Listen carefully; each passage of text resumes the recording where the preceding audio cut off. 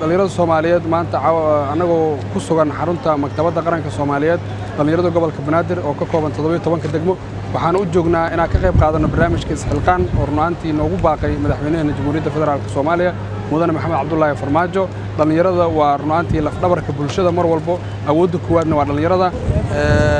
waxaan ku faraxsanahay maanta in dhalinyarada gobolka Banaadir ay si soo xilqaameen ay diyaar u yihiin inay ka qayb qaataan dib u dhiska dalkooda ay ku bixiyeen muxuu ahaay muruqooda maskaxdooda maantana ay ku soo dareen inay jeebabkooda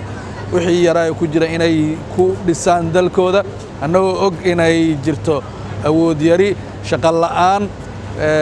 muxuu ahaay ayadoo ay taasi jirto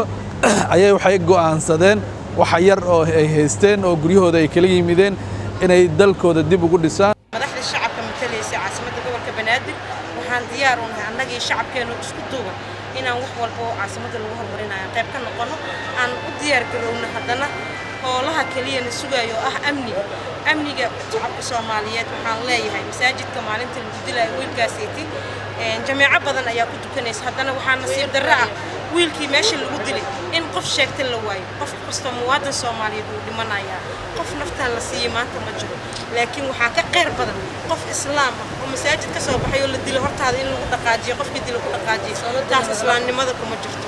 ummadda Soomaaliyeed waxaan u sheegaa maalin walba waxa la dilay waa shacab maalin walba waxa la dilay waa ummadda Soomaaliyeed waa wax masaakiin la dhibaatayna inaa indhaha ka qabsatay dambiga kuga socda kan wax dilay iyo kan qariyay isku dambi waa